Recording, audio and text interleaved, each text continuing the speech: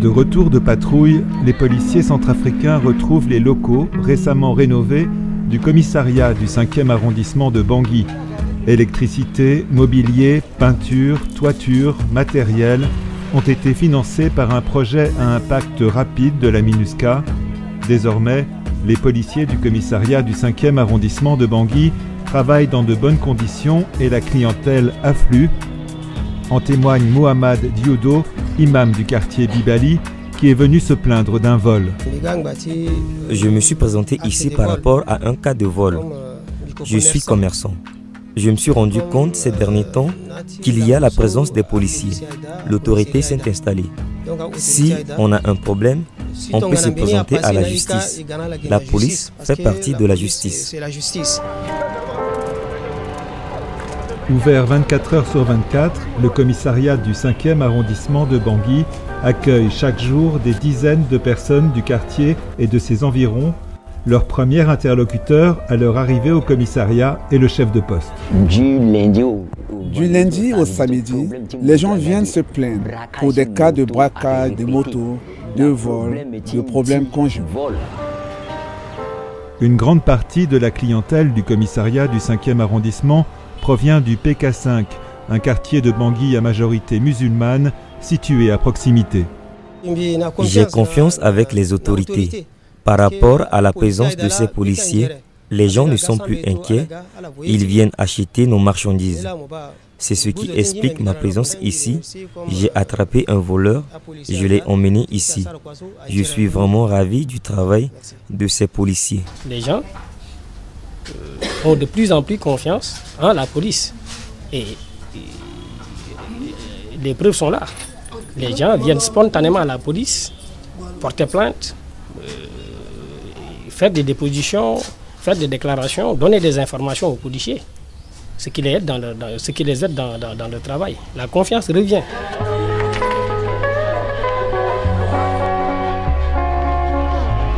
Le caractère multiconfessionnel de la clientèle du commissariat du 5e arrondissement témoigne du retour à la paix dans la capitale et de la confiance retrouvée de la population de Bangui envers les forces de l'ordre. Dans les 2 à 3 années passées, le calme est revenu, la paix est revenue, on n'attend plus de crépitement des armes. On travaille en symbiose, les voisins amènent les plaintes vers le PK5 parce que le commissariat du 3e n'est pas encore opérationnel. Voire même les frères musulmans viennent déposer leurs plaintes ici. Ces derniers temps, ça va, on est vraiment tranquille. Les forces de sécurité intérieure centrafricaines sont soutenues au quotidien par les policiers de la MINUSCA. Ils viennent chaque jour au commissariat du 5e arrondissement où ils ont leur bureau. Le rôle des policiers de la MINUSCA consiste notamment à rédiger chaque jour un rapport sur la situation sécuritaire de l'arrondissement.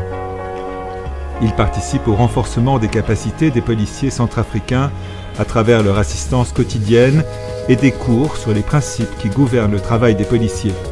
Ils les accompagnent également dans des patrouilles conjointes.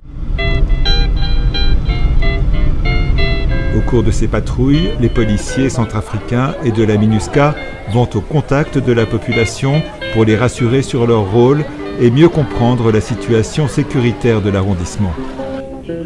Le travail de la police est applaudi par le maire du 5e arrondissement, Alain Yemo, qui se réjouit du retour de la sécurité dans son quartier. Vous savez que hier, les FSI étaient considérés comme, quand par exemple une population en face des FSI, c'est comme si cette population se trouve en face d'un adversaire ou bien d'un ennemi, parce que c'est la répression. Hein. Mais maintenant, on est en train d'observer la police de proximité. Hein. Donc c'est plus la répression, mais c'est un partage, c'est un échange, c'est une éducation. Hein. Le FSI se trouve être celui qui éduque la population qui se veut être par exemple un malfrat ou bien qui se trouve hors de la loi, mais il appartient au FSI de pouvoir l'éduquer pour que cette population se retrouve dans la ligne droite, parce qu'un État est régi par les lois et les règlements. Et il appartient à ces FSI, par exemple police, gendarmerie, qui sont des officiers de police judiciaire, de pouvoir réorienter, de pouvoir éduquer la population afin que cette population observe les bonnes règles sociales. La mairie du 5e arrondissement de Bangui, adjacente au commissariat, a également été rénovée dans le cadre d'un projet à impact rapide de la MINUSCA. La salle de conférence où le maire organise ses réunions a été entièrement réhabilitée. La mairie a été vandalisée à l'époque. La mairie a été vandalisée, mais il y a les partenaires de bonne volonté qui nous ont prêté main forte. Et la salle de réunion a été réhabilitée par MINUSCA, le nouveau représentant spécial, en la personne de l'excellence Moncœur Ndiaye, est venu le mois de juillet faire l'inauguration du bâtiment abritant la salle de réunion de la municipalité du 5e arrondissement. Pour mieux répondre aux besoins de la population, le maire travaille avec plusieurs chefs de quartier. Un des chefs de quartier du 5e arrondissement, Haroun Ouad, habite à proximité de la mairie. Il reçoit ce jour-là des représentants de groupes de femmes. Dans notre quartier maintenant, il y a la sécurité. Parce que depuis que la MINUSCA a réhabilité le commissariat du 5e arrondissement, et ils ont amené beaucoup d'élèves policiers ici, l'effectif des policiers nous permet de bien sécuriser notre secteur. Donc notre secteur pour le moment, c'est on ne peut pas dire en 100%, mais à peu près à 80% de sécurité. La population du 5e arrondissement de Bangui est très jeune, confrontée au chômage et à l'inactivité. Ces jeunes sont considérés par les autorités du quartier comme devant devenir les bénéficiaires prioritaires des programmes de développement. Je demande à la MINUSCA et au gouvernement de voir un peu sur les jeunes du 5e arrondissement parce qu'ils ont beaucoup de difficultés, ils n'ont pas de travail. Et il y a d'autres qui sont là le matin jusqu'au soir, ils ne font rien. S'ils trouvent un petit déchargement, ils trouvent quelque chose, mais s'il n'y a pas de déchargement, ils n'ont rien à faire, donc ils sont là. Donc il faut encourager quand même ces enfants-là, ou bien les former sur les métiers. Il y a d'autres qui peuvent devenir des chauffeurs, il y a d'autres qui peuvent devenir des maçons. Il faut les former dans tous les métiers.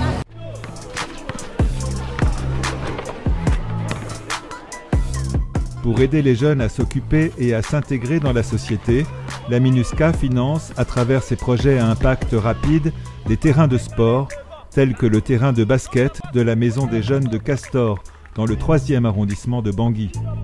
Sous la direction de Freddy Galère, des jeunes de 6 à 14 ans apprennent les rudiments de ce sport roi en République centrafricaine, qui a gagné à 2 reprises la Coupe d'Afrique des Nations. Quand il y avait la guerre, quand il y avait la mutinerie, les enfants n'avaient pas d'endroit où aller se distraire. Alors on les récupérait dans ce qu'on appelle les ledgers pour pouvoir les animer.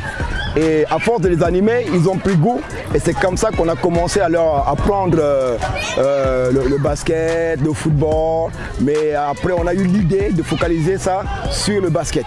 Je remercie vraiment la MINUSCA parce qu'à un moment, cette donnée c'était totalement délabré, c'était totalement injouable, impraticable. Et alors la MINUSCA est arrivée à refaire les anneaux, à refaire ce que vous voyez là, la surface, a remis la peinture, ce qui a donné un nouveau souffle. Parce que quand quelque chose est neuf, l'enfant s'attire et je pense que ce geste ne doit pas seulement rester à vous voyez, les enfants ils sont là contents. S'il n'y avait pas ça, ils seraient dans le quartier en train de jouer au Vaïtis, mais merci à la MINUSCA quoi.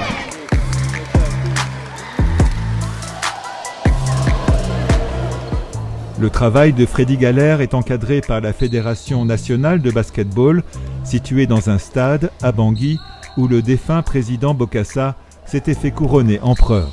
Le basketball, ça représente le sport roi. Le basketball, c'est la joie de tout le peuple centrafricain quand ils ont gagné à 2 reprises, en 1974 et en 1987, la Coupe d'Afrique des Nations. Vous voyez derrière moi, vous voyez tous ces jeunes qui sont en train de s'entraîner, etc. Le basketball, c'est le sport roi en République centrafricaine. Quand vous voyez ces jeunes-là, et que vous voyez ce qu'ils font, vraiment, on leur apprend aussi l'éducation de base. C'est-à-dire que ne pas être violent.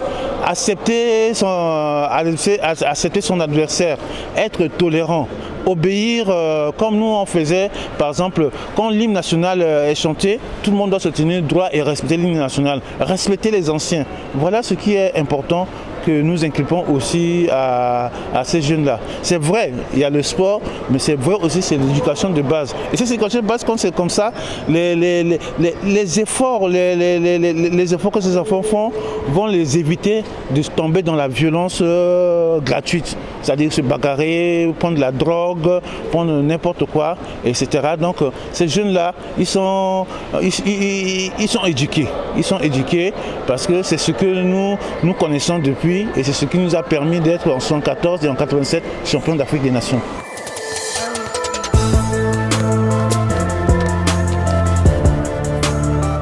Plusieurs jeunes joueurs de basket centrafricains ont été recrutés par des clubs en France ou aux États-Unis.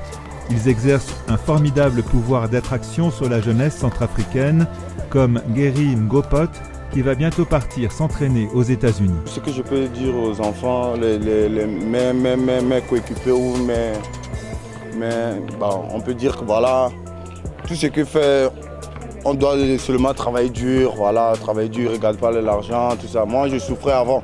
Tout le monde connaît Jerry, on m'appelle Sao. Je souffrais, il n'y a rien à manger, je taffe. Parfois, je rentre, mes soeurs me disent, voilà, il faut abandonner, tu ne manges pas, il faut dire ça, voilà. Je dis, voilà, je suis toujours dedans, voilà. Donc, j'ai seulement eu à dire qu'il faut travailler dur, laisser le petit l'argent, il faut travailler dur, avoir une ambition, rêve, et voilà, rien n'est impossible.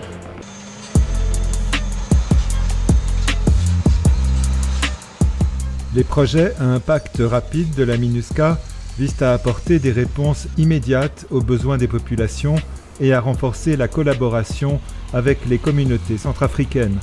Ces projets ont notamment pour objectif la protection des civils, le retour progressif de l'autorité de l'État et le renforcement des services sociaux de base. En 2020, ces projets ont également inclus la lutte contre la pandémie de Covid-19 et l'appui au processus électoral. Depuis la création de la MINUSCA, plus de 500 projets à impact rapide ont été réalisés en République centrafricaine pour un montant global de plus de 16 millions de dollars.